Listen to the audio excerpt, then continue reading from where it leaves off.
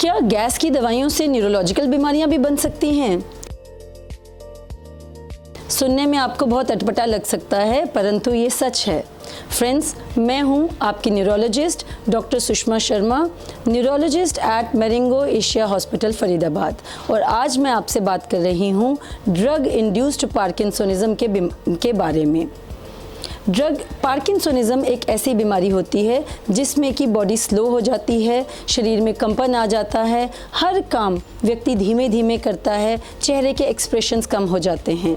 अक्सर parkinsonism brain के sales के डिजेनरेशन की वजह से होती है, परंतु पार्किंसोनिज्म के ही लक्षण कुछ ड्रग्स के द्वारा भी बॉडी में आ सकते हैं। यानी कि ड्रग इंड्यूस्ड पार्किंसोनिज्म, जो एक्चुअल में पार्किंसोनिज्म नहीं होता, परंतु दवाई के द्वारा ब्रेन के कुछ केमिकल्स ब्लॉक कर दिए जाते हैं, जिसकी वजह से पार्किंसोनिज्म जैसे लक्षण जो हैं वो व्यक्ति में आने लगते हैं। देखने में वो व्यक्ति पार्किंसोनिज्म डिसऑर्डर जैसा व्यक्ति लगता है, बट एक्चुअल में ये उसको कुछ दवाइयों के द्वारा हुआ होता है। और अगर हम इन दवाइयों को पहचान लेते हैं और अगर हम इन दवाइयों को बंद कर देते हैं तो व्यक्ति के सारे लक्षण जो हैं वो रिवर्स हो सकते हैं।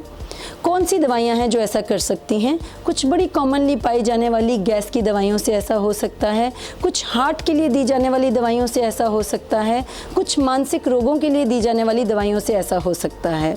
तो कौन इसकी पहचान करेगा कि ये ड्रग इंड्यूस्ड पार्किंसोनिज्म है या ये एक्चुअल पार्किंसोनिज्म है? ये पहचान करेगा आपका न्यूरोलॉजिस्ट। फ्रेंड्स, मैं यहाँ ये भी कहना चाहूँगी कि इसका मतलब ये नहीं है, मैं बिल्कुल भी ये मैसेज देना नहीं चाहती कि भाई आप ये दवाइयाँ खाएं ही ना, या किसी भी दवाई का आप सेवन बंद कर दें। अगर आपको मेडिकली इंडिकेटेड है कोई दवाई खाना, तो बस ये कहना चाहूँगी कि डॉक्टर की देखरेख में ही लें और खुद से ही दवाइयों को अनरेगुलेटेड या अनसुपरवाइज्ड कंटिन्यू ना करते रहें। टाइम टू टाइम अपने डॉक्टर से मिलते रहें और कोई भी दवाई अपने डॉक्टर की देखरेख में ही आप लें।